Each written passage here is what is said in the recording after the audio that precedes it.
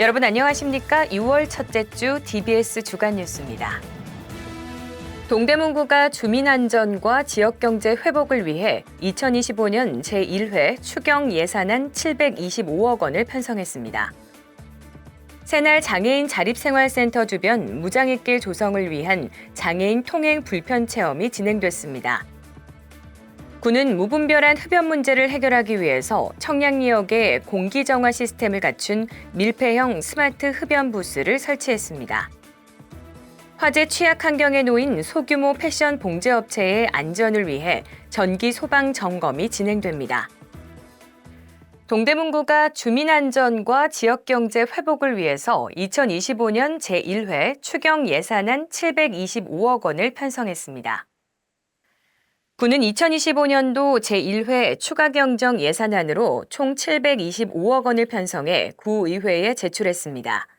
일반 회계 617억 원, 특별 회계 108억 원 규모로 안전과 지역 경제 활성화 등 주요 현안 사업에 집중 투입됩니다. 화재 피해를 입은 동대문 환경자원센터 복구와 도로 하수시설 정비 등 안전 분야에 94억 원 이상이 편성됐고 로컬 상권 지원과 소상공인 피해 회복을 위한 예산도 포함됐습니다. 이문이동 청사 신축과 50플러스 센터 신설, 장수 축하물품 지원 등 복지와 지역 인프라 강화에도 예산이 배정됐습니다. 이번 예산안은 다음 달 20일 동대문구 의회 본회의에서 최종 확정될 예정입니다. 새날 장애인 자립생활센터 주변 무장애길 조성을 위한 장애인 통행 불편 체험이 진행됐습니다. 지난 23일 이필영 구청장은 장안평역 2번 출구에서 새날 동대문 장애인 자립생활센터까지 약 400m를 휠체어로 이동하며 단절된 보도와 파손된 블록, 상가 차량 진입로 등 장애물이 많은 현실을 확인했습니다. 현재 관내 등록 장애인은 15,000여 명에 달하는 가운데 이번 점검은 센터 주변 보행로를 무장애길로 조성하기 위한 사전 조사로 장애인들의 이동권 보장을 위한 개선책 마련이 목적입니다. 군은 장애인의 안전한 이동을 위해서 실효성 있는 대안을 마련하겠다고 밝혔습니다. 장안동에 위치한 새날 동대문 장애인 자립생활센터는 월 1,000여 명이 이용하며 이 중 60% 이상이 휠체어 등 보장구를 사용하고 있습니다. 군은 무분별한 흡연 문제를 해결하기 위해 청량리역에 공기정화 시스템을 갖춘 밀폐형 스마트 흡연 부스를 설치했습니다. 동대문구는 청량리역 3층 선상광장에 서울형 스마트 흡연 부스를 설치하고 5월 26일부터 시범 운영에 들어갔습니다. 이번에 설치된 부스는 외부로 담배 냄새가 새지 않는 밀폐형 구조로 도심 미관 개선과 간접 흡연 방지를 위해서 도입됐습니다.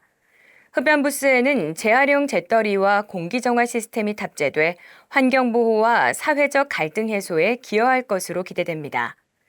군은 시민의 질서 있는 거리 문화 조성을 위한 협조를 당부했습니다.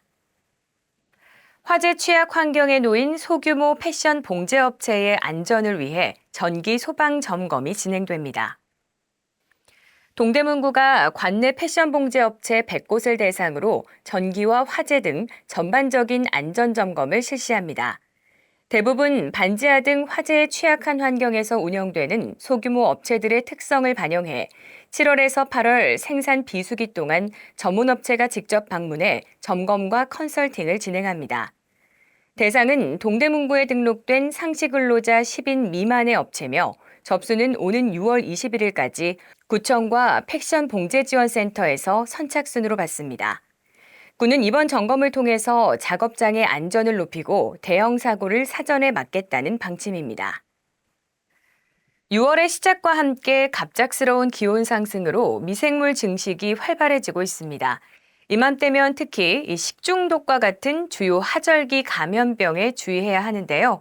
이 식중독을 예방하기 위해서는 개인위생을 철저히 하고 신선하고 질 좋은 식품을 선택하며 식품 조리에 사용하는 모든 기구는 깨끗이 세척하고 소독합니다. 또한 육류, 가금류, 계란 및 해산물은 완전히 익혀 먹고 모든 음식은 안전한 온도에서 보관하는 게 중요합니다. 특히 산이나 들에서는 이 버섯이나 과일 등을 함부로 따먹지 않는 것도 중요한데요. 잘 기억하셔서 안전한 한 주 보내시기 바랍니다. 이상으로 DBS 주간 뉴스를 마칩니다. 시청해주신 여러분 고맙습니다.